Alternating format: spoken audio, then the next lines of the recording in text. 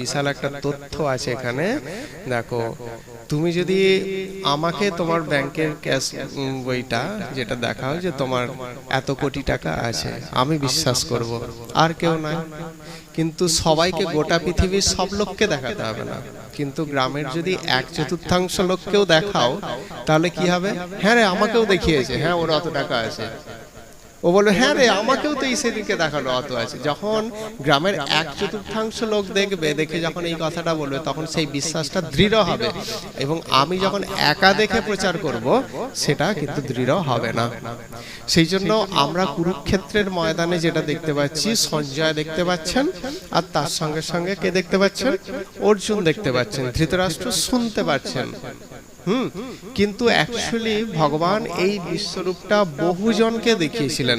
স্বর্গের দেবদেবীরা পর্যন্ত দেখতে পেয়েছিলেন, তাদেরকে দেখিয়েছেন। আর কি, যারা যক্ষ রাক্ষস, তাদেরকেও দেখিয়েছিলেন। তাদেরকে কি করার জন্য?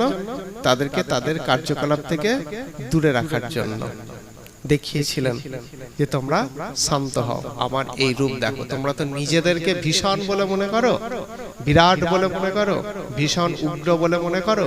তো তোমাদের এই উগ্র রূপের তুলনায় আমার এই উগ্র রূপ কতটা ভীষণ একবার দেখে নাও। এই হিসাবে কিন্তু সবাইকে, বহুজনকে দেখিয়েছিলেন, যাতে করে রাক্ষসরা রাক্ষস প্রজাতিকে বলতে পারে যে ভগবানের এই বিরাট রূপের কথা। দেবতারা দেব প্রজাতিকে বলতে পারে যে তার এই রূপের কথা, ভীষণ রূপের কথা।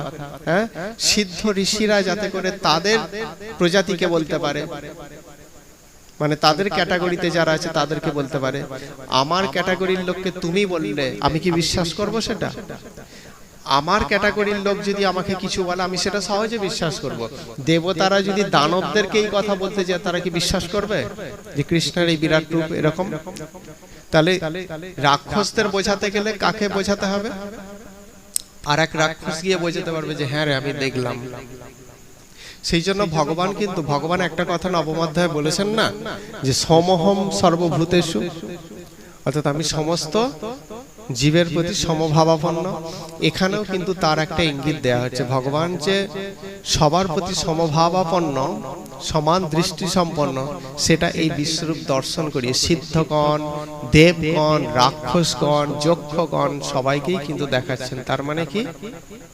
আবার মর্তের অধিবাসী রূপে অর্জুন এবং সঞ্জয়কে দেখাচ্ছেন। অর্থাৎ ভগবান সবার প্রতি সমদৃষ্টি সম্পন্ন।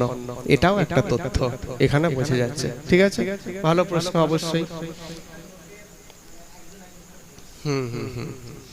যেমন পাড়ায় কোনো একটা ঘটনা ঘটলে, আমাদের ভক্তি অনুশীলনের কোনো ছেলে যদি আমাকে এসে বলে হ্যাঁ দাদা আমি সত্যি দেখলাম, আমি সেটা সহজে বিশ্বাস করব। ঠিক আছে, কারণ হচ্ছে তোমার ক্যাটাগরি আমার ক্যাটাগরি এক, তোমার প্রজাতি আমার প্রজাতি এক, তোমার মানসিকতা আমার মানসিকতা এক, সেই জন্য আমি বিশ্বাস করি। কিন্তু অন্য মানসিকতার লোক যদি বলে আমাকে, আমি কি সহজে সেটা বিশ্বাস করব? নিশ্চয়ই না।